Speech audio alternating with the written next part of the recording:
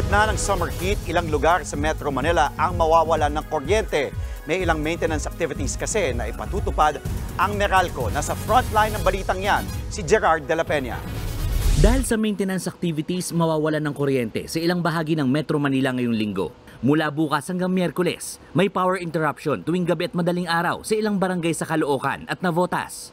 Mawawalan din ng kuryente ng kalahating oras sa ilang bahagi ng Ermita, Manila mula May 15 hanggang May 16. Pati sa Quezon City, may power interruption sa Barangay Kaligayahan at Barangay Batasan Hills. Posibleng tumagal yan ng ilang oras. Sa Parañaque City naman, 2 barangay ang maapektuhan ng maintenance activity sa May 16. Posible namang tumaas ang singil ng Meralco ngayong Mayo dahil sa mataas na generation charge.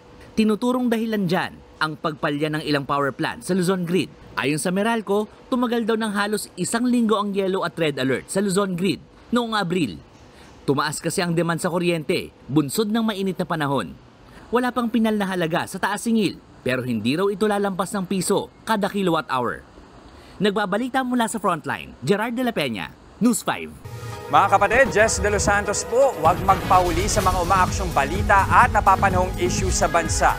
Para sa mas malawak na balitaan, mag-subscribe at mag-follow sa social media pages ng News 5.